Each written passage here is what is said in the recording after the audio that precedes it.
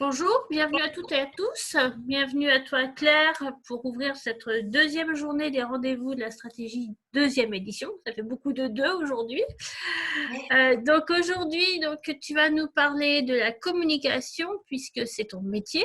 Tu es révélatrice de personnalité, si je saurais tout dire, entre autres, mais tu as tellement de talent que je ne vais pas tout dévoiler tout de suite. Et donc le thème de ton intervention de ce jour, c'est comment communiquer sans passer pour un opportuniste. Vaste programme. Vaste et pas tant que ça finalement. Et oui, on va le voir. Ça va dépendre de la personnalité de la personne aussi. On est bien d'accord. Ça dépend de l'angle d'attaque et du point de vue, et c'est justement tout ce qui va être de la première partie de ce webinaire. Alors, je rappelle à tout le monde qu'on essaie de couper les micros pour tous ceux qui participent avec nous, et vous avez le chat qui est ouvert. Moi, je l'ai, comme ça, je peux suivre vos questions en direct pour pouvoir y répondre de manière à ce que l'échange soit un peu plus productif. Tout à fait. Que ce qui ne serait avec un bref webinaire professoral standard. C'est tout là. L'art des rendez-vous de la stratégie, j'ai envie de te dire que ça part vite en freestyle. Mais c'est là le charme. Oui. D'ailleurs, on a eu des commentaires là-dessus hier. Je ne sais plus la personne qui nous a fait plein de commentaires chaleureux en disant que c'était un rendez-vous, c'était bienveillant, une bonne entente, chaleureux, et ça fait plaisir. Merci. Et ça va continuer aujourd'hui. Pour celles et ceux qui ne me connaîtraient pas encore, je suis donc Claire Négrier. Je suis effectivement révélatrice de personnalité d'entreprise. Ça veut dire que j'accompagne les entreprises, quelle que soit leur taille, de la stratégie à l'élaboration, la création et le développement de leurs outils de communication, en passant depuis 4 ans par la formation, puisque pour moi, la transmission des compétences est un indispensable, notamment auprès des indépendants et des petits entrepreneurs qui ont malheureusement pas le budget pour avoir un community manager, pour avoir un créatif, pour avoir, voilà. J'ai les prestations à la carte et j'ai la formation pour qu'ils puissent maîtriser eux-mêmes et faire de même leur propre support de communication et leur stratégie, puisque la stratégie, la maquette, elle est toute pareille pour tout le monde. Je pense que toi aussi, c'est la même chose, Céline, dans le commercial. Et le marketing, puisqu'on touche aussi, on a des on se chevauche à un moment donné. Il n'y a pas de souci. J'ai juste une petite question, parce que j'entends le ventilateur de mon ordinateur. Est-ce que ça vous gêne ou est-ce que ça va? Non, on n'entend rien, nous. Bon, tant mieux. Alors, j'ai essayé d'organiser ma pensée. Non, je le fais quand même assez souvent. Depuis que je fais, pour celles qui ne sauraient pas, j'ai une page qui s'appelle Misscom et une chaîne YouTube du même nom. J'interviens 4 fois par semaine en direct sur des sujets divers par rapport à une thématique choisie dans la semaine. Et donc, forcément, la hiérarchisation et l'intervention, c'est de plus en plus facile et rapide à organiser. Donc, première partie, justement, on va parler de ce que c'est que communiquer, même si c'est dans une période difficile. On va revoir justement la stratégie de communication en tant que telle. Ensuite, on va parler de la production adaptée à ces moments-là, parce que l'idée de communiquer sans passer pour un opportuniste, je dirais que c'est un thème qui est valable n'importe quand, mais encore plus dans les périodes difficiles comme en ce moment. On est bien d'accord. Ensuite, troisième point, ça sera contenu et contenu. Le contenu gratuit vs payant, parce que c'est quand même un élément, c'est un challenge quelque part, encore une fois, exacerbé par rapport à la période dans laquelle on est. Ensuite, on parlera d'infoproduits et puis le débat, question-réponse, pour répondre à tout le monde. Voilà un petit peu pour le procédé. Donc, on va attaquer dès le départ, puisque c'est simple, une entreprise qui ne communique pas est une entreprise qui sommeille ou qui va mourir. Malheureusement, il faut appeler un chat un chat. Les entreprises qui ne communiquent pas sont celles qui vont être le plus impactées par cette crise-là. Il faut aussi bien faire attention. Communiquer n'est pas vendre. Et on ne communique pas uniquement pour vendre. Et c'est pour ça que justement, quand on parle de communiquer, et ce premier point est extrêmement important vis-à-vis de ces actions futures, tout simplement parce que communiquer n'est pas égal à vendre. C'est deux choses différentes. Est indispensable dans ces périodes-là. Vendre ne l'est pas forcément, ou n'est pas forcément possible non plus. On sait très bien dans ces périodes-là qu'on va revenir à l'essentiel et tout ce qui n'est pas du domaine vital, pour reprendre un grand Maslow, si ça ne comble pas le premier socle de la pyramide, ça passe aux oubliettes et en général, on remet bien évidemment plus tard parce qu'on recentre tout pour répondre aux besoins essentiels de notre vie. Donc, quand on a une activité qui fait qu'on a besoin, c'est un besoin essentiel, que ce soit pour une entreprise ou pour les clients de l'entreprise, on va pouvoir aller vendre beaucoup plus facilement du service ou des produits à partir du moment où ils sont de première nécessité. Dès lors qu'ils ne rentrent pas dans cette catégorie vis-à-vis de notre situation actuelle, là, on ne va jamais orienter sa communication dans un but promotionnel produit ou promotionnel service, puisque l'idée, c'est simplement de rester dans l'inconscient collectif et dans l'inconscient et présent dans la continuité, dans le quotidien de ses clients potentiels, de manière à ce que le jour où ils décident de lâcher les vannes budgétaires, ils pensent à nous en priorité et ils viennent acheter nos produits. Donc, il y a vraiment cette notion de communiquer n'est pas vendre. On ne communique pas. Même si communiquer peut être une communication promotionnelle pour vendre, dans des périodes difficiles comme aujourd'hui, on ne va pas faire ça en ce sens-là. Ou du moins, on ne va pas l'amener. D'ailleurs, il y a beaucoup de monde, alors je ne sais pas toi, on touche un peu justement sur la partie commerciale, il y a toujours, aujourd'hui on vend beaucoup avec des post-scriptum.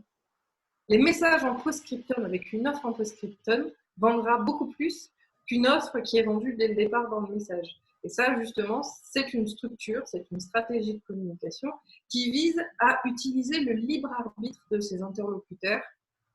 Et c'est là l'importance de l'information et pas de la promotion. On communique pour informer, on ne communique pas pour vendre. Et en fin de compte, si on informe, à partir du moment où la personne se sent intéressée par ce produit ou se sent dans le besoin d'eux, alors elle ira acheter le produit d'elle-même. Mais faire du forcing, ça n'a jamais été une technique. Non, je confirme. Je confirme. Béatrice nous demande c'est quoi post-scriptum? Tu peux éclairer, s'il te plaît? Alors, c'est de faire un message. Je fais un petit peu dans mes lives. C'est ce qu'on pourrait qualifier comme du placement produit, du placement de service dans un contenu qu'on partage. Exemple, même encore tout à l'heure, je fais le live où j'explique comment travailler sur son audience et comment faire le tri, comment utiliser les bons outils. Je parle de Facebook. Bien dans la discussion, à la fin, je vais leur dire bon, je vous en parle un petit peu, mais ça fait partie du contenu de ma formation. Donc, si vous voulez en savoir plus, allez à tel endroit. En fait, le fait de vendre dans un post-scriptum, c'est juste de donner, je ne sais pas, moi, je mettrais par exemple 5 clés pour gagner en visibilité sur Facebook. PS, pour avoir un contenu complet, vous avez toujours ma formation. Donc, le post-scriptum en fin de courrier peut être beaucoup plus vendeur qu'un espèce de discours commercial qui a un but de vendre. On va offrir un contenu dont la signature sera l'ouverture vers un produit payant. Donc concrètement, on va retrouver ça beaucoup dans les articles de blog où la rédactrice, le rédacteur va donner les 5 astuces pour communiquer sur Facebook ou je ne sais quoi. Et on va donner 4 astuces.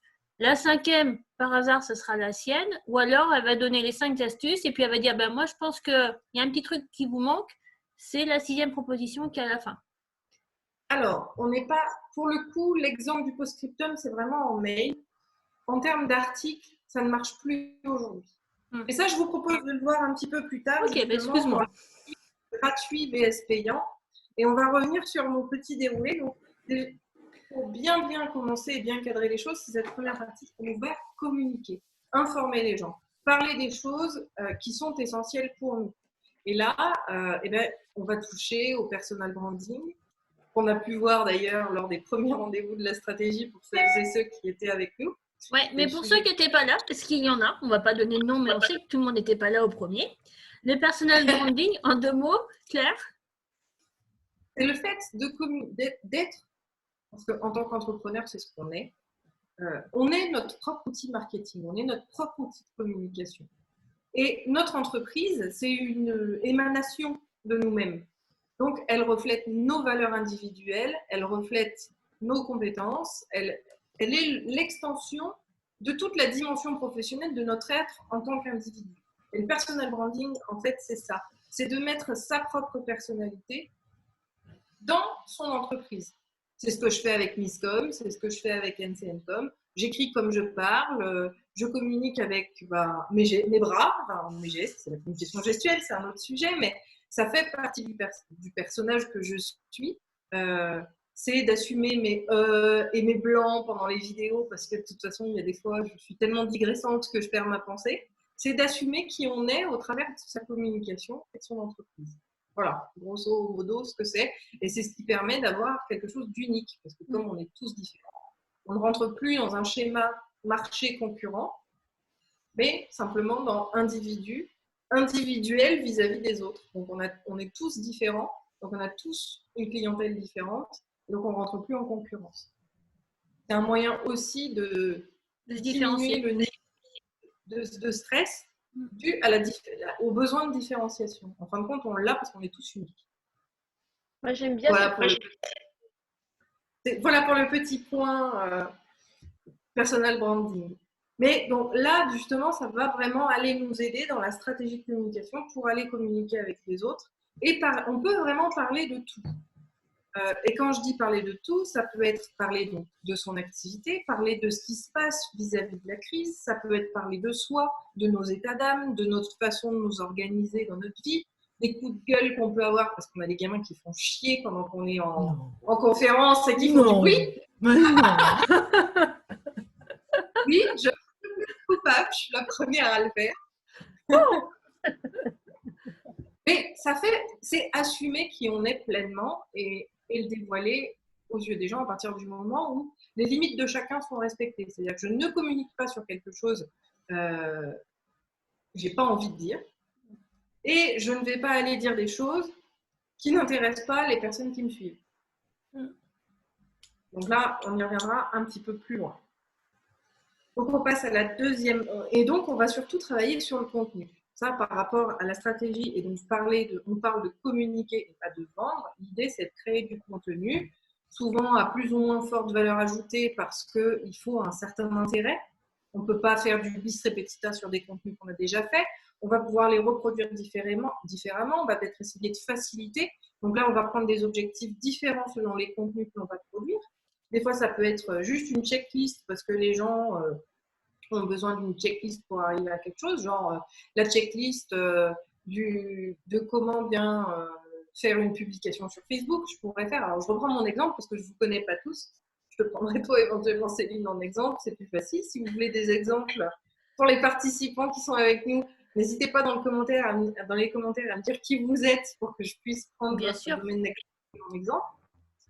Ça relève encore une fois le niveau de discussion, c'est quand même beaucoup plus audible et à intégrer, c'est plus facile quand on parle de vous que de nous. Aurore, thérapeute. Donc, ok, merci Aurore. Donc, je viendrai par la suite un peu plus sur le contenu. On le verra après. Donc après, deuxième partie, une production adaptée.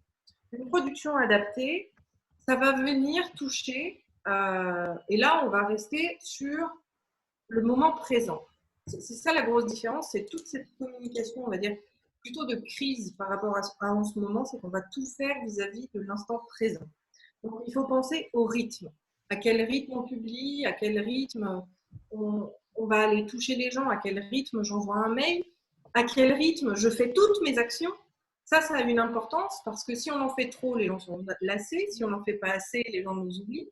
Il faut arriver à trouver un juste milieu, là encore au niveau du rythme, par rapport à ce qu'on est en capacité de produire, ce qu'on est en capacité d'être lu, vu, entendu, peu importe le support, s'il est auditif ou visuel. Et on va avoir aussi la disponibilité du lecteur. Trouver les bons moments de publication. Encore une fois, alors on a nos habitudes. Le côté rendez-vous est indispensable. Par exemple, moi sur Misscom, tous mes lives sont à 11h, ce qui fait que quelqu'un qui découvrirait ma chaîne saura qu'à 11h tous les jours, je suis en live et pourra venir me rejoindre en se disant mince, j'ai pas vu qu'il y avait un événement ou quoi. Le fait d'avoir un horaire fixe et des jours extrêmement bien identifiés, que je répète régulièrement dans mes lives d'ailleurs, parce qu'il y a autant de nouveaux que de personnes qui sont très fidèles à mes émissions, ça permet aussi d'instaurer non seulement un sentiment de confiance, mais une régularité et donc une présence supplémentaire au niveau de mon action de communication. Parce que mes lives sont des actions de communication. Ce webinaire est une action de communication avec un objectif différent, certes, mais ça reste de la communication. Alors, et de l'information. Oui, mais dans la communication, c'est de l'information au départ. La promotion vient d'ailleurs en fin de chaîne. On informe avant de promotionner. Et c'est là d'ailleurs où souvent les gens font un peu l'amalgame et ont à vendre parce qu'ils sont à fond dans la promo alors que l'information est complètement laissée de côté. Je vais faire un petit tour juste dans les commentaires pour faire connaissance avec vous. Alors, on a Aurore thérapeute, Catherine esthéticienne, Béatrice nutrition, Céline conseillère prévoyance. Je commence à te connaître, tout va bien. Bien-être. À Béatrice rectifie, VDI santé cellulaire. Ok. Karine, graphiste et consultante en communication. Fred, conseil et assistante en accessibilité PMR et sécurité. Oh, je ne maîtriserai pas trop le sujet. J'aurais peut-être du mal à donner des exemples. Je m'en excuse. Mais Fred, tu peux parler et te montrer aussi. Ça sera plus facile pour Claire aussi. Mais, ne fais pas le timide. Bon, éventuellement, mais on pourra justement peut-être l'orienter plus sur la fin du webinaire. On sera plus en échange justement quand. Tout à fait. En profession, enfin en mode professoral. Donc on a vu le rythme, la disponibilité des lecteurs et le troisième axe super important, c'est les sujets qui les intéressent sur le moment. Encore une fois, on oriente vraiment sur l'instantanéité, le besoin au jour le jour de son audience. Donc c'est là où c'est un petit peu plus compliqué souvent d'être en réaction, mais en même temps, quand on est confiné, on n'a que ça à faire. Donc c'est d'arriver à suivre les besoins. Si, regarde, on a bien vu que les gens avaient beaucoup de mal avec la crise et les entrepreneurs commençaient à stresser. Et hop, je te dis, viens, on fait une deuxième édition des... Ah mais tout à fait, c'est moi qui vous l'ai proposé. Spécial par rapport à ce moment-là. C'est une réponse à un sentiment, une sensation. Qu'est-ce qu'on fait, quoi? Mais pour répondre à un besoin identifié. Donc, et c'est là où c'est très très important, c'est que dans notre audience, sauf quand on démarre vraiment, c'est-à-dire qu'on vient tout juste de décider à se lancer et donc on n'a pas de communauté, en général on a toujours une communauté avec au moins une dizaine de personnes qui sont tout le temps là, qui sont tout le temps présentes, qui sont présentes à peu près partout et qui vont avoir justement cet impact, on va les suivre. Les fans les plus proches de nous, souvent on les a même en amis sur Facebook pour rester sur mon terrain de prédilection. Et donc forcément, on voit les messages qu'ils publient. On arrive à identifier leurs inquiétudes, leurs besoins, etc. Et c'est en répondant à ces besoins-là et pour donner des réponses à leurs inquiétudes, pour pouvoir les rassurer, on va pouvoir les amener à être intéressés par nos produits et services. Donc, c'est vraiment quelque chose qu'il faut garder en tête. Donc, par exemple, si je reprends Nathalie, produit de bien-être, ça va être quel produit utiliser pour se sentir mieux par rapport à l'isolement ou pour pouvoir trouver un moment pour soi dans une journée qu'on est obligé de partager avec tous les membres de sa famille. Attends, je reviens. Conseil nutrition, Béatrice, ça peut être aussi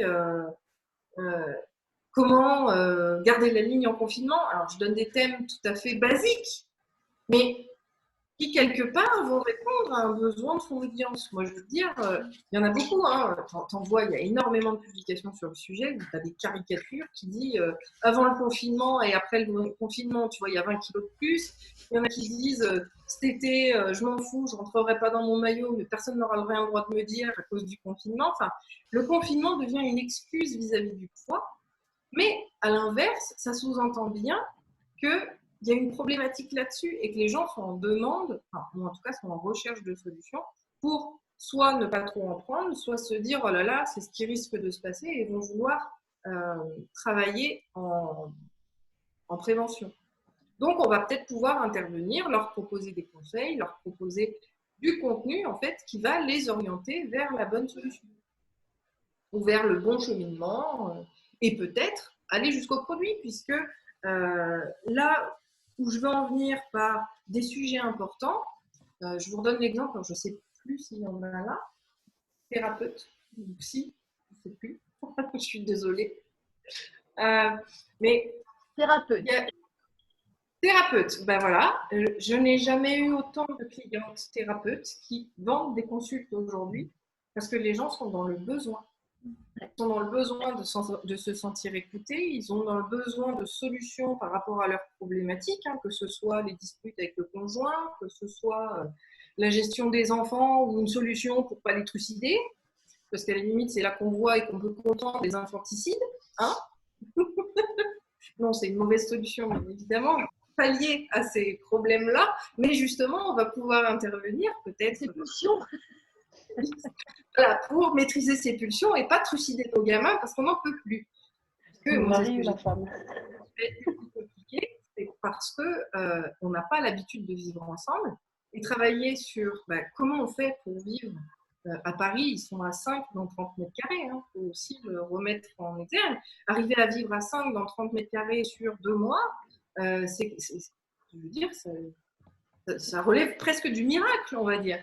Mais toute personne, thérapeute, psy, toutes ces professions-là qui peuvent, elles, accompagner les gens, vont pouvoir trouver justement une audience, une oreille par rapport au contenu et avoir des retours sur les contenus à produire. Donc, c'est vraiment un échange. On écoute l'environnement, on en retire, c'est le fameux nurturing content, on en retire des idées de contenu, on va produire ces contenus qui vont répondre à ces interrogations et qui vont pouvoir répondre aux différents objectifs de communication. À la fois celui de la notoriété, du développement de faire connaître son activité, l'affectif et le sentiment de confiance qui peut s'en dégager, puisqu'on met en évidence son expertise en apportant des conseils, mettons, pour le conseil. On va avoir vraiment beaucoup de travail là-dessus qui vont nous amener à créer du contenu qui va jouer sur ces différents objectifs. On a la crédibilité aussi, puisque si ce qu'on dit trouve oreille, ou en tout cas les yeux, pour être vu, entendu et validé, on augmente la crédibilité de sa marque. Et ça fait partie de la stratégie de communication.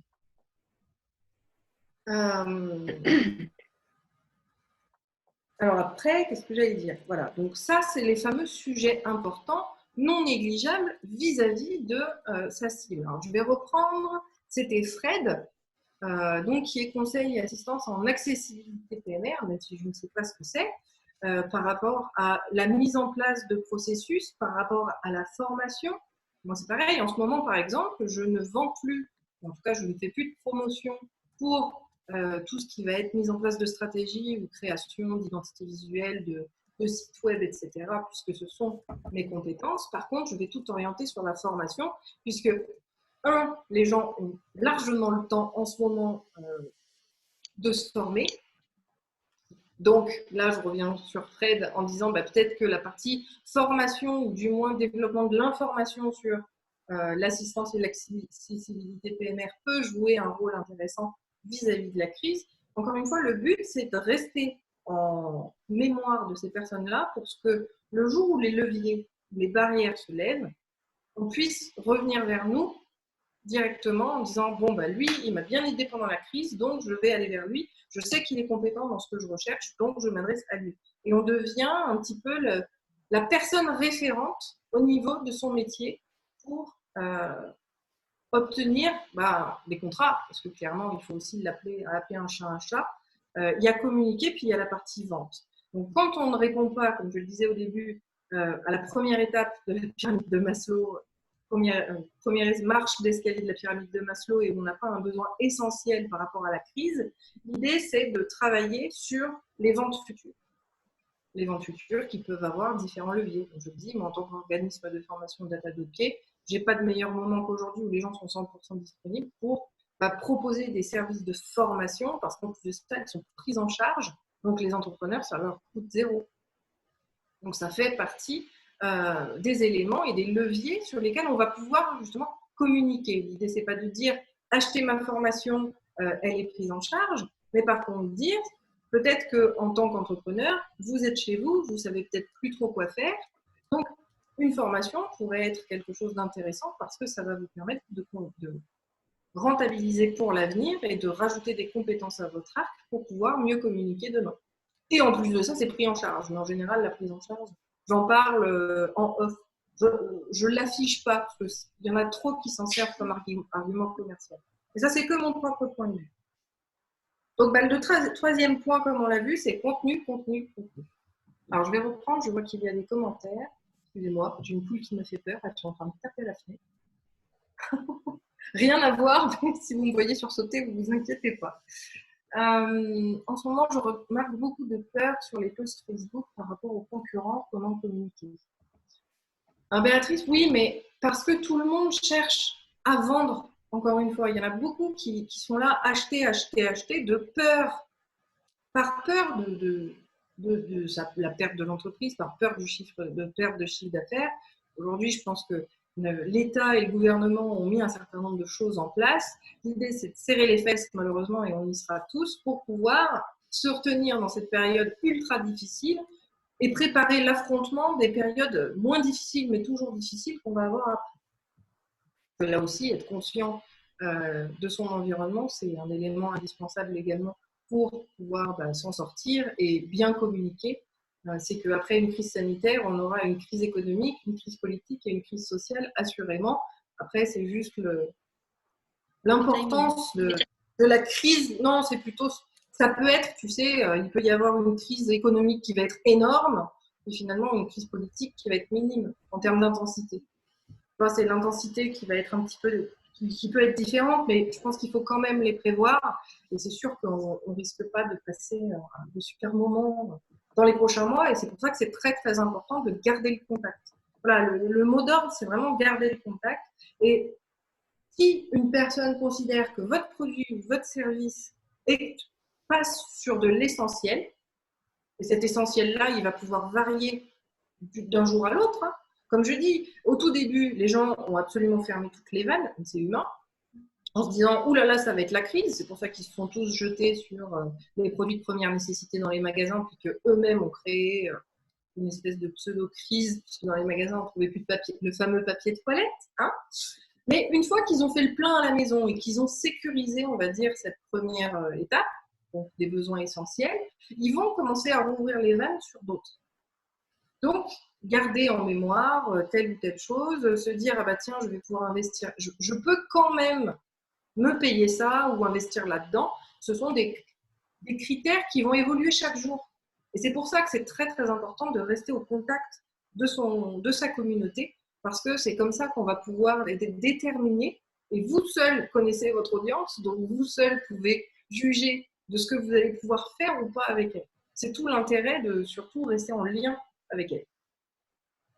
Et donc, utiliser ces sujets importants. Donc, par rapport au contenu, le contenu, il peut être divers et varié. Il faut se lâcher la grappe sur tout ce qui va être ultra carré, tout ce que tout le monde fait, tout ce que tout le monde connaît. Allez toujours sur ce qui est le plus facile pour vous. Parce qu'une communication où on est à l'aise aura beaucoup plus d'impact et d'efficacité qu'une communication qu'on ne maîtrise pas. Je vous donne un exemple. Vous vous dites, tiens, je vais faire une vidéo. Sauf que si vous n'en avez jamais fait, en général, on est comme ça. Je vous mets au défi de regarder mes premiers lives de Misscom. Je crois que c'était en janvier 2018, où tu vois, je suis rouge écarlate, quoi. C'est normal. Justement, j'ai mis après, on prend l'assurance, c'est normal.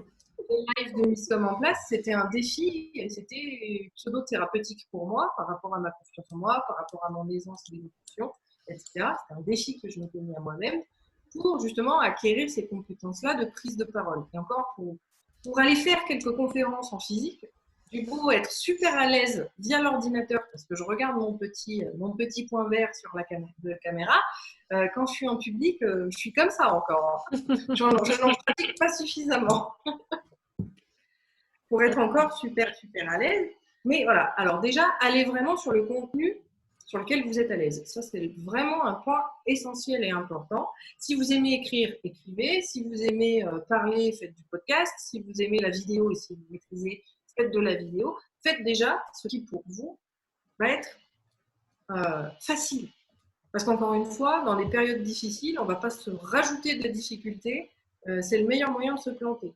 Ce que je dis toujours, hein, ne pas communiquer ne fait rien, mal communiquer, ça peut vous faire tomber. Après, en termes de contenu, c'est vrai qu'il faut aussi voir ce qui se fait de manière générale. Alors, le terme, c'est ce qui se fait sur le marché, mais j'aime pas trop le terme, parce que je trouve qu'en communication, c'est pas sur le marché, mais plutôt dans son domaine d'activité. Et on peut aller sur des infographies, du blogging ou du vlogging, différence entre l'écriture et la vidéo, des livres blancs, des informations plus particulières. C'est ce que je disais, par exemple, ça peut être des checklists. Les checklists, les gens aiment bien. On peut simplement donner la checklist, je ne sais pas, moi, toi, Céline, ça pourrait être la checklist de la posture du bon commercial. Et ça peut être simplement un article avec une vraie checklist à cocher que l'on va distribuer, enfin, tu vas mettre sur ton blog. Ça peut être, encore une fois, une vidéo telle que moi je l'ai fait. Donc, depuis le début du confinement, moi, tous mes contenus Miscom, donc, je le sais, il y en a 4 par semaine, c'est une thématique sur ce qui nous arrive. Donc, je crois que la première semaine de confinement, c'était la communication de crise. Après, j'ai vu la communication d'urgence. Ensuite, j'ai vu la communication, comment communiquer quand on est seul et isolé. Enfin, je trouve que des thématiques qui partaient d'un statut et qui parlaient vraiment de la stratégie sur comment maîtriser les choses par rapport à la situation dans laquelle on est. Et maintenant, j'en viens plus sur des sujets d'action. Par exemple, cette semaine sur Miscom, je parle de faire le tri dans son audience. Donc, lundi, on a vu le pourquoi c'est important, etc. et quel est l'intérêt de le faire, donc les objectifs. Mardi, on a vu comment on pouvait le faire. Aujourd'hui, j'ai reparlé de comment on se simplifie la vie en le faisant faire par son audience et pas en le faisant nous. Donc, tu vois, mais tout est toujours autour de cette fameuse thématique. Et la semaine, je ne sais pas encore ce que je ferai la semaine prochaine, parce que c'est toujours l'action inspirée en général, c'est 10 minutes avant le live du lundi, je choisis ma thématique. Moi, qui m'est quand même beaucoup inspirée justement de ceux qui me regardent, puisque je lance des appels à l'action dans mes vidéos, tout simplement en disant, si vous avez des questions, notez-les en commentaire ou envoyez-les-moi en message privé. Je les appelle justement à me donner leurs idées, leurs problématiques. Et en fait, c'est ça qui crée mon contenu pour les semaines d'après, qui m'inspire. Et quand j'ai personne qui m'en parle, je prends beaucoup des situations de clients. Ce qui se passe avec mes clients, ça nourrit énormément aussi mon propre contenu. Donc là, c'est aussi une piste de réflexion sur quel contenu proposer. Ça peut être aussi des choses que vous vivez par rapport à votre métier. Donc voilà, en termes de contenu, on va pouvoir travailler sur les trois. Donc ça peut être un article de blog qui va être transformé en infographie pour les réseaux sociaux. On va quand même mutualiser l'information. Bon, je déteste les entrepreneurs qui écrivent un article de blog, le transforment en podcast, en font une vidéo, et en fait, c'est le même contenu partout. Alors que notre audience, elle est à peu près la même sur tous les différents supports. Souvent, nos fans sur Facebook, ils nous suivent sur Instagram, ils sont abonnés à notre newsletter, ils sont partout. Donc, pour moi, voir la même information de partout, c'est pas pertinent. Par contre, venir compléter un sujet sur ce qu'on appelle donc le multicanal, je travaille un sujet de blog, je vais faire une checklist infographie sur mon Facebook, je vais proposer en podcast, je ne sais pas, je prends mon propre podcast en exemple, je vais proposer les mauvaises actions ou les mauvais points qu'il ne faut surtout pas faire. Donc, je prends le contre-pied de ce que je dis à l'écrit. Je parle du même sujet, mais je le tourne différemment selon le support de communication qui est choisi et le vecteur de communication, de diffusion. Donc ça, c'est vraiment aussi quelque chose à prendre en ligne de compte. Et je dirais que ce n'est pas uniquement sur une communication difficile où il ne faut pas passer pour un opportuniste, mais simplement de le faire n'importe quand. Le cross-canal, ça n'a aucun intérêt réel. Ça marche quand on a des audiences qui sont totalement différentes sur les différents supports sur lesquels on communique. Donc, on vient à la partie justement gratuit vs payant. Si vous avez des questions, encore une fois, n'hésitez pas, j'ai le chat, je regarde un petit peu le chat. Déjà, le premier point à se dire, où est-ce que je m'arrête à faire du gratuit et quand est-ce que je passe au payant? Ça, c'est vos propres limites personnelles. C'est vous qui savez où vous êtes prêt à vous arrêter. En général, on l'apprend avec le temps parce qu'on s'est dit non, là je suis allée trop loin. Donc, on se remémore les moments où on s'est dit non, là c'est trop loin, et on arrive à avoir une jauge en disant ok, ça je suis ok pour en parler, ça je suis ok pour en parler ouvertement et publiquement partout. Et la notion de non, ça je vais le garder pour moi parce que c'est quand même quelque chose d'important qu'il faut sur lesquels il faut me reconnaître ma compétence. Et la reconnaissance, ça passe par l'argent. Enfin, le troc, ça existe encore, mais pas en France. Ça marche pas bien avec le RSI après. Hein. Non, c'est ça. Alors, il y a Nathalie qui dit fréquence de publication. Alors, la publication, enfin, ça c'est une bonne question, parce que du coup, ça me fait penser à autre chose. Non, c'est fréquence de publication, mais pas uniquement sur les réseaux sociaux. Sur les réseaux sociaux, ça ne sert à rien d'amplifier aujourd'hui, rester à un rythme régulier. Ce qu'il faut, c'est pas augmenter, il faut penser régularité, pas augmentation du nombre de publications. Tout simplement parce que, justement, les gens sont beaucoup plus actifs sur les réseaux pendant ces périodes-là, puisqu'ils ont plus de temps pour y être, tout simplement. Donc, il y a énormément de choses qui sont produites. Et votre fil d'actualité, il change toutes les 3 secondes si vous l'actualisez et si vous avez les bons paramètres dessus. Toutes les 3 secondes, si vous réactualisez la page, vous avez une information différente. Donc, le mieux, c'est surtout d'être régulier. Si vous vous dites que c'est tel jour, telle heure, restez tel jour, telle heure. Si vous avez communiqué jusqu'à présent à 2 fois par semaine, n'allez pas l'augmenter. C'est pareil pour les mails. Tous les vecteurs de communication aujourd'hui sont tous sur la même mouvance, j'ai envie de dire. C'est-à-dire qu'on est sursollicité de partout et augmenter pour essayer d'être plus visible, ça va nous rendre au contraire invisibles. Parce qu'on va être noyé sous le flot et parce que comme les gens, pour reprendre l'idée des réseaux sociaux, comme les gens ne verront pas la publication qui a été faite en plus, ne vont pas y réagir, l'algorithme va saquer les autres publications qui, elles, pouvaient marcher. Donc, surtout, on n'augmente pas, sauf, c'est là où, parce que c'est jamais tout blanc ou tout noir, bien évidemment, c'est beaucoup du gris, la com. Sauf quand on a une stratégie d'augmentation. Exemple, on crée un article par mois, puis finalement, on a envie de faire 2 par mois. Mais il faut que le 2 par mois, en fait, il reste sur le long terme. C'est-à-dire qu'une fois qu'on a augmenté, on ne diminue pas. Donc, on a cette stratégie-là. Donc, l'augmentation sur la fréquence de publication, c'est une augmentation qui va être stratégique, qui va être réfléchie, de manière à ce que l'on pousse vraiment les choses, mais sur le long terme. Ce n'est pas uniquement pendant une période difficile. C'est stratégiquement, on a décrété qu'on allait augmenter, on passe de 1 à 2 articles par mois ou 1 par semaine, peu importe, c'est vous qui choisissez. Mais l'idée, c'est que si on augmente le curseur, on ne le redescend jamais. Bon, sauf cas exceptionnel qu'on est malade et qu'on n'a pas pu le publier, mais ça, après, ça s'explique et c'est justement le lien avec sa communauté qui fait que ça passe. On voit un petit coup. Voilà. Donc, en termes de contenu, j'avais aussi listé les livres blancs. Alors, même si aujourd'hui, j'aurais plutôt tendance à dire e-book, tu vois, plus que les livres blancs, parce que les livres blancs, c'est vraiment des gros trucs. Mais les e-books, ça peut être assez intéressant. Revenir au gratuit vs payant, donc on a vu, c'est plutôt par rapport à une limite psychologique et à ce que vous êtes prêt à donner.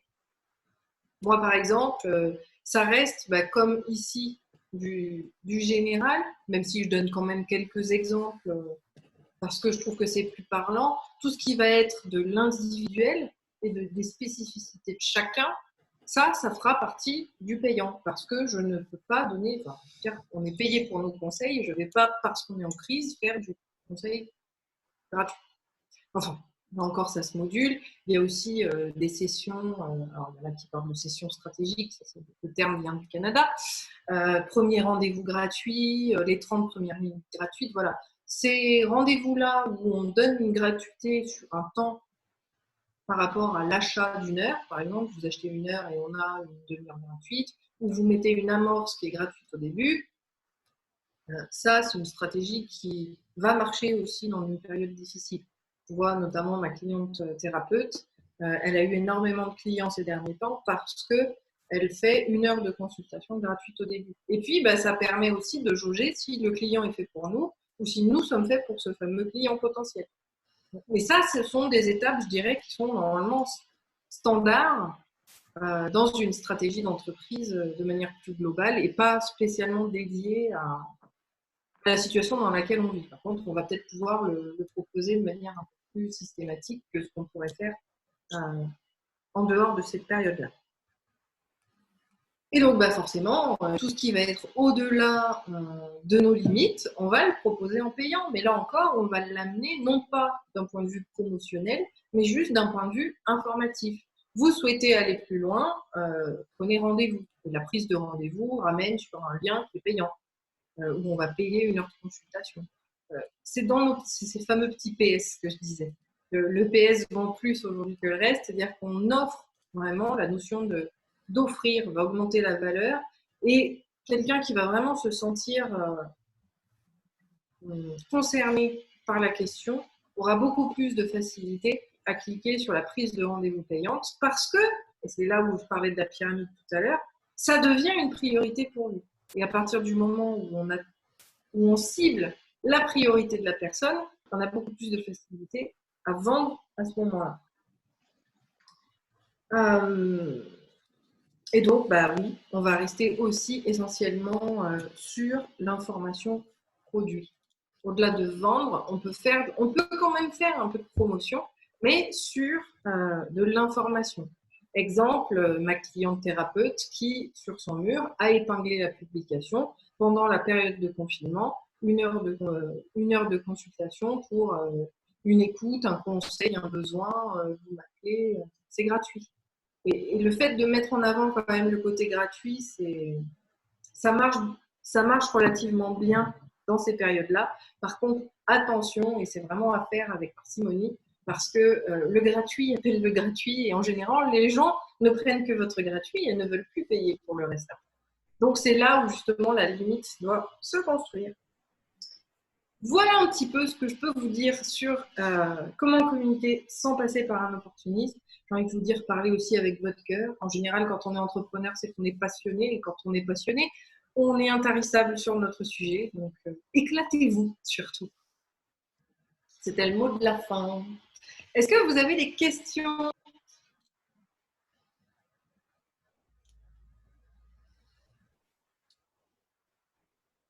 Je pense que là, vous pouvez tous prendre la parole si ça vous inspire. Oui, tout à fait. Oui, tout à fait. Alors, j'ai l'ordre 8 qui me dit « Bonjour, merci pour votre expérience et expertise. » De rien. Profitez-en, pour une fois, on n'est pas pressé par le temps.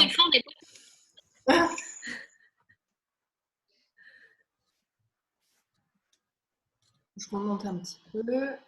Ne faites pas vos timides.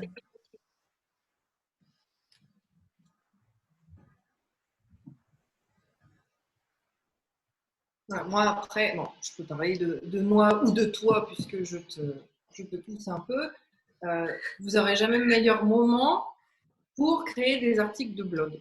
Et moi, c'est vrai que j'invite vraiment beaucoup de monde à faire du blogging et surtout à le faire de façon personal branding, c'est-à-dire avec ses mots, avec sa façon de penser, avec son propre point de vue, parce qu'avec 7 milliards de sites web sur la planète, tous les sujets sont déjà traités.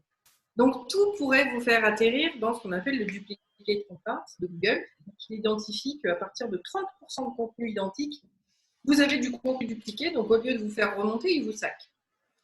L'avantage, c'est quand on prend notre propre point de vue personnel et qu'on parle avec nos mots à nous, on rentre généralement pas dans ce fameux duplicate content, et c'est quelque chose d'important. Et la visibilité, notamment sur Google, puisque c'est quand même le réflexe numéro 1 de 94% des Français, quand ils ont un besoin, ils cherchent sur Google.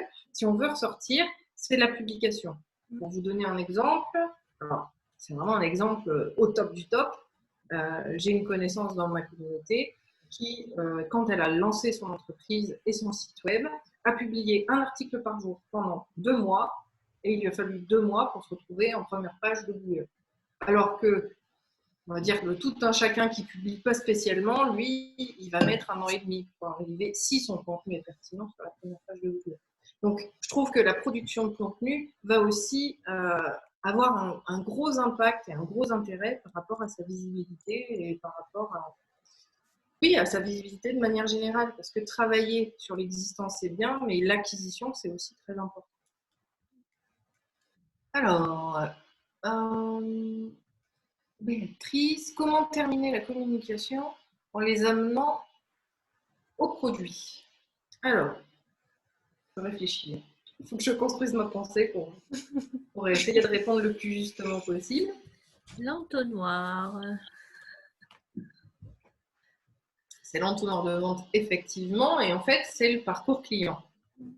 Comment devenir une priorité? Ah, non, pardon, c'en était une autre.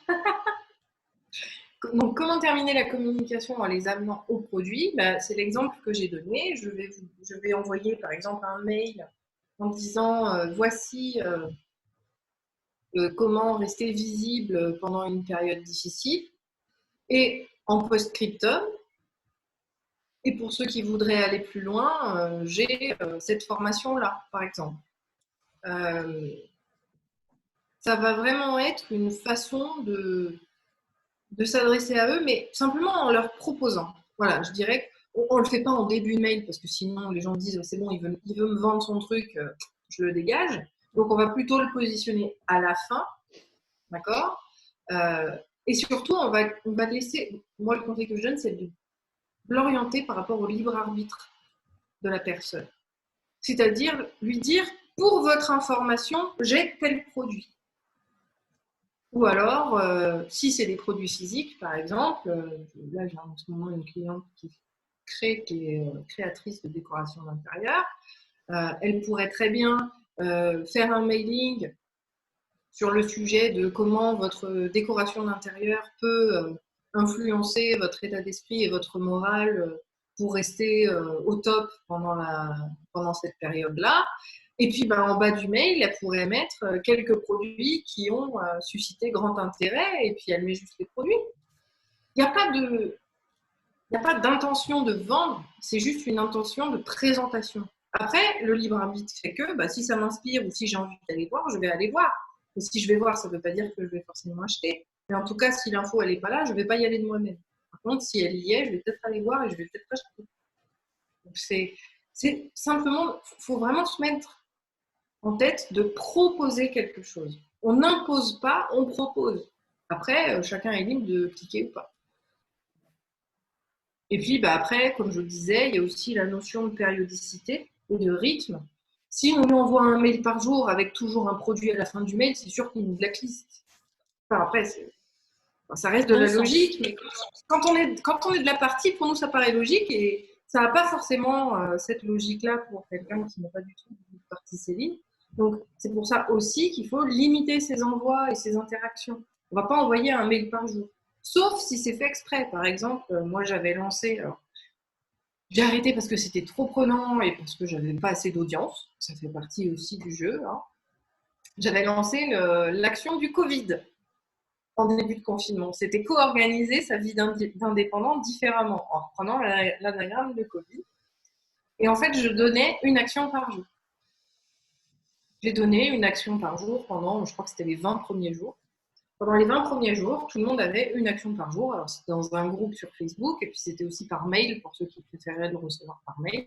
Et puis au final, je me suis épuisée à la tâche, donc et puis pas assez de monde. Donc j'ai arrêté. Ça ne sert à rien de faire quelque chose qui ne me plaît pas. Mais l'idée, c'était de leur proposer une action par jour pour travailler pour leur entreprise de manière gratuite. Donc là, c'était logique et c'était déjà dans l'intitulé. Une astuce par jour. Donc on sait très bien qu'on va recevoir quelque chose tous les jours. Mais c'est déjà un produit en soi et du coup, c'est accepté. Et puis, sûrement qu'à la fin du défi, il y en a beaucoup qui se désinscrivent. Là, par exemple, je vais vous donner clairement cet exemple-là, qui n'est pas plus tard que lundi. Hein, je t'ai tagué sur la publication du gars qui m'a répondu. Je ne sais pas si tu as vu. Oui, j'étais un peu énervée lundi, donc je n'ai pas répondu, ça n'aurait pas été très sympa. C'est une journée un peu compliquée. Ah, j'ai répondu, non? T'as vu, non? Oui, oui. Oui, oui. En fait, j'envoie un mailing, parce que je suis un vrai cordonnier. Les cordonniers sont les plus mal chaussés. Je déteste l'emailing.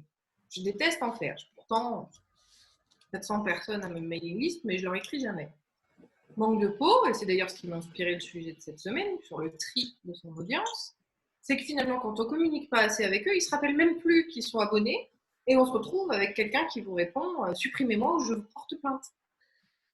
Ce à quoi j'ai répondu, mais c'est un moyen aussi d'apaiser mon ego et de lui répondre correctement, avec toute l'humilité et le respect que je pouvais avoir avec cette personne, bah, c'est que comme tous mails commerciaux, il peut se désabonner en cliquant sur le bouton, qu'il s'est abonné. Donc là, je lui ai redonné son chemin, je lui ai dit, vous vous êtes inscrit à ma mailing list en date de, je crois que c'était le 22 mai 2018, pour télécharger le registre, l'exemple de registre RGPD, et c'est pour ça que vous recevez mon mail.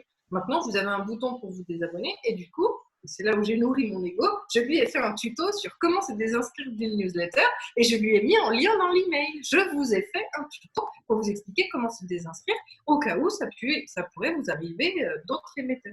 Et je lui dis, par contre, bien évidemment, je réponds à votre demande et vous serez supprimé. Donc là, c'était un moyen aussi de m'apaiser par rapport à ça, parce qu'on se dit quand même qu'en 2020, putain, ok, tu sais plus comment ça se fait que tu reçois ce mail-là, mais tu appuies sur le bouton, il est en gros, quoi. C'est ça. Et c'est un moyen aussi, je trouve que ça rattrape aussi la relation, quelque part, parce que la personne se rend compte que je lui réponds personnellement, et c'est plus... enfin, voilà.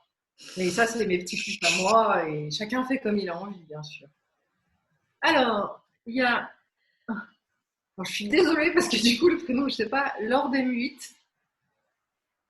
Comment devenir une priorité sur ces prestations spécifiques? Alors, devenir une priorité, encore une fois, je recentre quand même l'idée que c'est vis-à-vis de la situation dans laquelle on est, de Covid, où les priorités des gens vont d'abord être sur les besoins essentiels. Tant que vous ne rentrez pas dans cette dimension-là, d'être essentiel, qui répond à un besoin essentiel de votre audience, ce n'est pas possible de devenir une priorité. Comme on le sait, dans le business, il y a deux façons de faire évoluer. Il y a répondre à un besoin ou créer le besoin. Sauf que créer le besoin, c'est quelque chose qui est quasiment inatteignable aujourd'hui parce que tout existe déjà. Et on a tout à profusion de manière générale. Donc, comment devenir une priorité? Ça peut se faire, comme je l'ai donné en exemple, celui de la thérapeute. Là, moi, aujourd'hui, je n'ai pas besoin de thérapeute parce que j'en ai suffisamment autour de moi pour me conseiller en cas de besoin. Et puis, je m'auto-analyse tellement que du coup, je m'auto-gère suffisamment pour le moment, pourvu que ça dure jusqu'au bout. Mais je me retrouve aujourd'hui, mon mari ne veut plus me parler, mes enfants me sortent par les yeux, j'ai peut-être besoin d'être accompagnée pour savoir comment gérer cette période relativement difficile.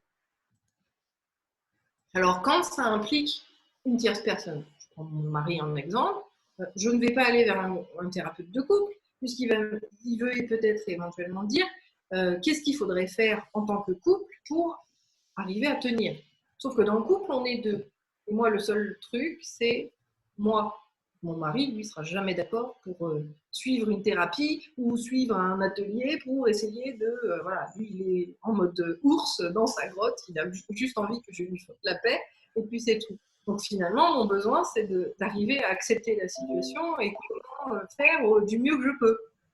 Donc mon besoin là a été créé par rapport à la situation, et donc je vais aller m'orienter vers les différentes personnes qui sauront répondre à cette question-là de comment est-ce que moi je peux faire, parce que l'action vient de moi et je ne peux pas intégrer mon conjoint dans cette problématique-là, étant donné qu'il en est un peu la source, quoi, et que lui de lui-même ne voudra pas travailler là-dessus. Donc tout dépend vraiment de quel est ce besoin-là, et à partir de là, on peut devenir une priorité, mais il faut aussi comprendre qu'on ne le sera peut-être jamais. Et ça, c'est quelque chose de très, très important. Et la raison pour laquelle il faut continuer à communiquer, c'est encore une fois de rester dans l'esprit de notre communauté, de manière à ce que le jour où elle a besoin de nous, elle puisse se rappeler de nous comme la personne de référence pour gérer sa problématique. Ou avoir besoin de nos prestations, puisque je vois le terme prestation, pour reprendre un peu vos termes. Il n'y aura que comme ça, donc on va vraiment travailler sur Le but n'est pas de vendre, mais de rester dans l'esprit des gens pour que le jour où ils ont un besoin auquel nous, on peut répondre, ils viennent s'adresser à nous. Et c'est là tout l'objectif de la communication. J'espère que j'ai répondu à peu près à la question, même si ce n'est pas forcément évident. Je peux comprendre.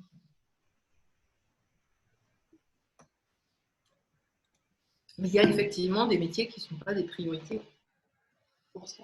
Et encore, j'ai envie de dire, je ne sais pas, n'hésitez pas, lors des 8, de me redonner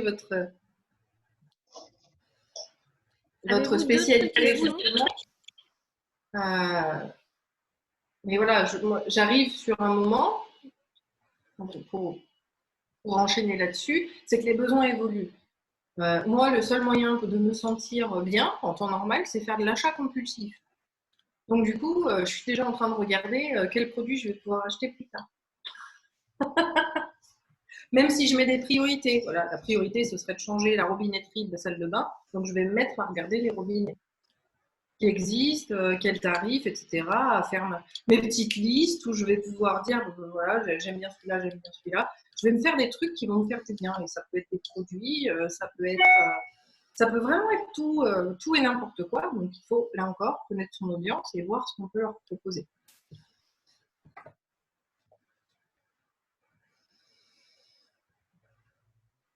Est-ce que c'est clair pour tout le monde? Est-ce que vous avez des questions par rapport à vos métiers? Est-ce que Claire peut répondre à vos questions ou c'est tout bon?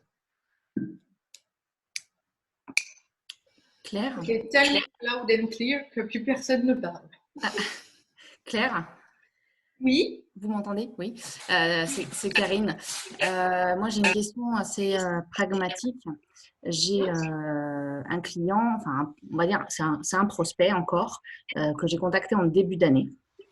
Je devais recontacter là, courant avril pour un gros projet en graphisme. Et du coup, là, je temporise, je ne sais pas trop comment faire. Parce que c'est une entreprise familiale, donc dans les dispositifs médicaux, parce que c'est un peu ma spécialisation. Et j'ai eu un très bon contact avec cette personne. Mais en fait, en la recontactant maintenant et dépendamment de la manière dont je vais la recontacter, j'ai peur de me mettre les pieds dans le plat. Et ça me freine un petit peu pour reprendre aussi, entre guillemets, ma prospection de manière générale auprès de tous ces prospects-là qui sont tous dans le même domaine, mais qui ont toutes des configurations de sociétés complètement différentes. Ça va de la petite entreprise familiale au grand groupe. Donc, sur ces clients-là plus petits. Je les connais bien parce que je les ai aussi. D'accord. Communication médicale, je suis sur des très gros projets et c'est pareil, j'en ai plein en attente.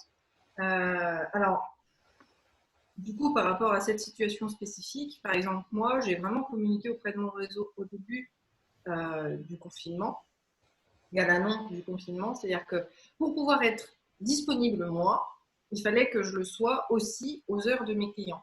Donc, une des meilleures communications que j'ai pu faire et qui a eu le plus d'impact vis-à-vis de mon activité aujourd'hui, c'est que j'ai changé mes horaires et je me suis mise en soirée. Donc, je travaille de 18h à 23h pour mes clients. D'accord. Et en fait, j'ai communiqué d'abord sur cette heure-là en disant le rythme change, donc moi aussi je change pour pouvoir être présente au moment où vous serez disponible, sous-entendu une fois que tous les gamins sont couchés, et tranquille. Et du coup, c'est ce qui a eu beaucoup plus d'impact. Donc, c'est justement un exemple de communication où c'est moi, vis-à-vis des autres, comment je peux les servir au mieux par rapport à la situation. Ça a été décaler ma journée de travail plutôt en soirée pour pouvoir être dispo quand ils le sont. Et en fin de compte, ça a beaucoup plus d'impact. Et donc, en partant d'une information qui est 100% informative, ça a relancé les clients d'eux-mêmes qui ont reçu le message. Ah ben, parce qu'ils se sentent pieds et poings liés avec leurs 3 gamins au pied. Hein, c'est des petits boulets. Et on a les préoccupations du conjoint, du machin, les prises de tête et tout. En fin de compte, là où on va pouvoir être tranquille, c'est quand tout le monde est couché. Donc, je répondais à leur disponibilité. Et au final, ça va être ça. Alors, c'est peut-être pas, je vous encourage pas forcément à décaler et à travailler en soirée comme moi, mais simplement de les informer du fait que vous êtes en activité et que vous organisez votre temps de travail de manière à rester disponible pour eux et couvrir leurs besoins, peut être une simple réamorce en fait. Ça, c'est ce que j'ai fait effectivement auprès de mes clients existants. J'avais justement communiqué auprès d'eux sur justement le fait que je restais disponible quand eux le seraient. Avec ma communication avec mes clients, c'est plus facile parce que bon, en plus, j'ai aussi encore de la chance de bosser très régulièrement, même en ce moment. Là, c'est vraiment plus la partie, on va dire, prospection, c'est-à-dire voilà, engager enfin, continuer des relations avec des entreprises qui ne sont pas encore clientes, qui sont des prospects assez sérieux, mais justement pour lesquels je ne voudrais pas, entre guillemets, casser ce relationnel. Je suis quelqu'un d'assez honnête aussi, donc c'est vrai que du coup, ça marche pas mal. Donc c'est ça qui me freine un tout petit peu plus par rapport à ça. De quoi avez-vous envie de leur parler? Au-delà de autre chose que de la vente des services. Si je peux me permettre, oui. Si je peux me permettre, moi je reviendrai vers eux pour prendre de leurs nouvelles. Vous les avez eus il y a quelques mois, me disant ok, je reviens vers vous, voir comment vous allez vous en tant qu'individu, comment va votre entreprise. Voilà, je reviens aux nouvelles. Et puis après, vous verrez au fur et à mesure de la conversation si vous voulez aller plus loin dans la conversation. Mais commencez déjà par prendre des nouvelles. Donc, vous pensez qu'il vaut mieux les recontacter par téléphone? Ouais, moi le téléphone, oui, parce que c'est humain et vous allez avoir beaucoup plus d'infos qu'un mail qui va être oublié, noyé. Le téléphone va vous donner plein d'infos. Aujourd'hui, on a envie de parler à d'autres Oui, choses que ces gamins. Ouais, tout à fait. Voire même une visio. Pourquoi pas faire une visio éventuellement si vous voulez faire une visio, pas de souci. Mais le téléphone, c'est un super outil et ça marche super bien. Ça marche. Si les prospects sont chauds, je suis assez d'accord. Oui. Il y a déjà eu des échanges avec eux, etc. Mais oui, il faut reprendre contact avec les personnes et on a besoin d'humains en ce moment, d'humanité. Et même si c'est pour vous dire, oui, mais vous savez, là en ce moment c'est compliqué, pas de problème, je comprends, je l'entends, je note, je ne vous sollicite pas plus, je reprends des nouvelles de vous, voir comment vous allez, votre santé, est-ce que tout le monde va bien autour de vous. Voilà, vous mettez de l'humanité dans vos relations et ils s'en souviendront. Oui. Ils ne vont pas vous concevoir, vous analyser comme un prestataire parmi d'autres, mais un prestataire humain, et c'est intéressant. D'accord. Enfin, je ne vais pas tout vous dire parce que c'est mon webinaire de tout à l'heure, mais je ne vais pas tout vous dire. Mais ça en fait partie. Il faudra revenir à 17h. Alors, pour le coup, à 17h, je vais avoir mes enfants dans les pattes. Donc... Oui, mais vous inquiétez pas, on est tous pareils en ce moment, donc il n'y a pas de souci. J'essaierai de me libérer si je peux, mais merci en tout cas du petit conseil. En tout cas. Vous lui envoyez vos questions et puis comme ça, vous l'aurez sur le replay. Hop. Pas de souci. Ça marche, merci. Avez-vous d'autres questions? L'humanité, c'est vraiment quelque chose. C'est capital. Très important dans sa communication. Et autant pour nous que pour eux, en fait. Oui, bien sûr. Bien sûr. Que eux se rendent compte qu'on les considère comme des humains et que eux nous prennent pour des humains aussi, c'est quelque chose de très important. Et on n'a pas de meilleur moment que maintenant pour remettre une petite mise à jour. C'est ça. Il n'y a pas que pour le premier de l'an qu'on envoie sa carte de vœux. Et de souhaiter la bonne santé à tout le monde, là, c'est le très bon moment de le faire aussi. Et c'est sincère, parce que les cartes de vœux passent toujours très sincères. Je voulais juste rajouter que là, tout ce qu'on dit, moi, je l'ai fait en fait depuis le début du confinement et effectivement, c'est l'humain, je crois, qui fait tout depuis le départ. Mais vraiment de le faire de manière très naturelle. Ça a été une décision, moi, de rappeler tous mes clients pour voir si tout le monde allait bien.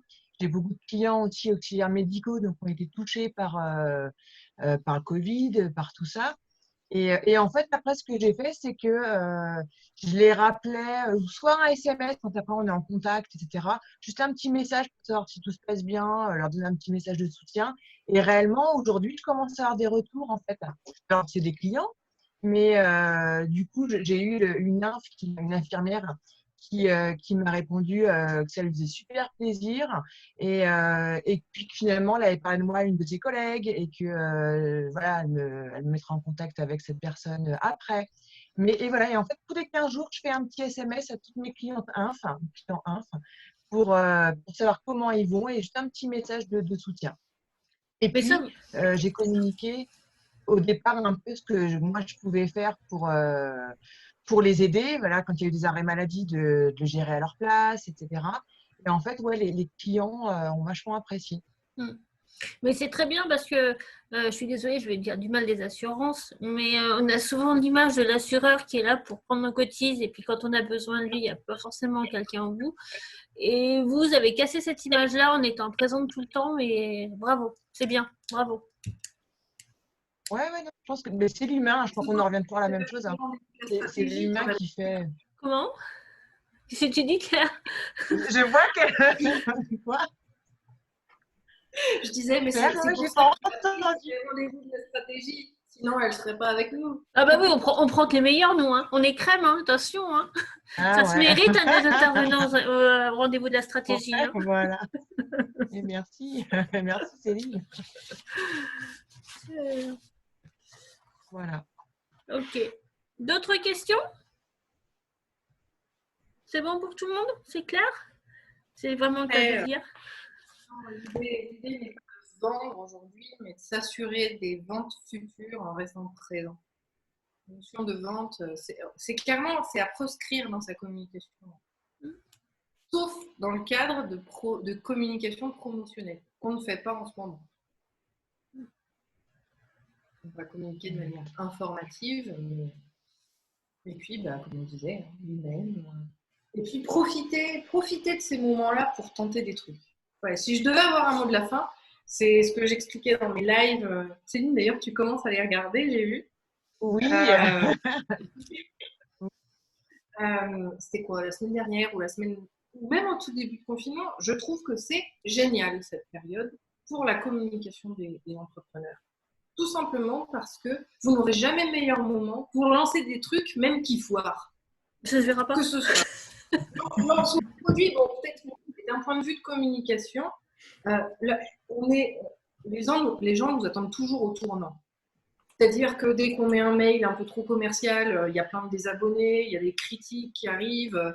On les voit bien, surtout sur les réseaux sociaux, où ça exacerbe vraiment tous ces comportements. Ah, mais regarde celui-là qui fait ça ou qui profite de la crise pour placer ses produits, etc. La crise, en tout cas à l'heure actuelle vis-à-vis du Covid, la distanciation sociale aussi, il y a aussi beaucoup. Mais on a le rapport humain qui change. On a les valeurs d'humanité, de bienveillance, de solidarité qui reviennent vraiment au devant de la scène. Et en fin de compte, l'acceptation du fait de se tromper, l'acceptation du test et l'acceptation de nouveaux canaux de communication, ça n'a jamais mieux marché que maintenant. Donc, si vous avez envie de tester d'autres moyens de communication, d'autres supports de communication, d'autres façons de communiquer, testez-les maintenant, voyez ce qui marche pour pouvoir soit les désélectionner, soit les garder pour l'avenir. Mais pour moi, c'est un véritable laboratoire à idées marketing en ce moment parce que les gens accepteront ça pareil par rapport à la preuve sociale. La preuve sociale est un élément indispensable à sa communication. Vous n'aurez jamais autant de gens qui accepteront de témoigner par rapport à des collaborations que vous avez pu avoir ou faites avec autrui. Un, parce qu'ils ont ça à foutre et qu'ils commencent à se faire chier, il faut le dire. Deux, parce que justement, tous ces aspects humains sont vraiment remis en avant et du coup, ils se disent, ouais, ok, j'accepte parce que j'ai le temps et parce que, comme ça s'est bien passé, en général, on ne demande pas l'avis de ceux avec qui ça s'est mal passé. Mais en tout cas, avec ceux avec qui ça s'est bien passé, ils vont dire, ok, je vais le faire parce que ça peut lui filer un coup de main. Et même s'ils ne le pensent pas consciemment, c'est inconscient et on a beaucoup plus de retours vis-à-vis de cette demande-là par rapport à la situation qu'on a aujourd'hui. C'est-à-dire qu'on lève les leviers, encore une fois, à défaut de vendre, on va aller chercher des soutiens pour rester à la une sur le devant de la scène, appelez-le comme vous voulez, et pour l'augmentation du nombre de prospects également. C'est-à-dire qu'on va pouvoir augmenter sa communauté par le biais justement de références, de gens qui vont partager nos publications, mettons, et que du coup, il y a d'autres personnes qui commentent, etc. Et on va augmenter aussi notre communauté grâce à la période actuelle parce que les gens sont beaucoup plus à même de le faire aujourd'hui qu'en temps habituel. Et ça peut aussi nous permettre de faire du tri dans notre communauté. Et de nous pencher dans la communauté. Tu l'as dit tout à l'heure, mais je suis en train de le faire pour une cliente et quand elle va recevoir le résultat, elle va avoir peur, je pense.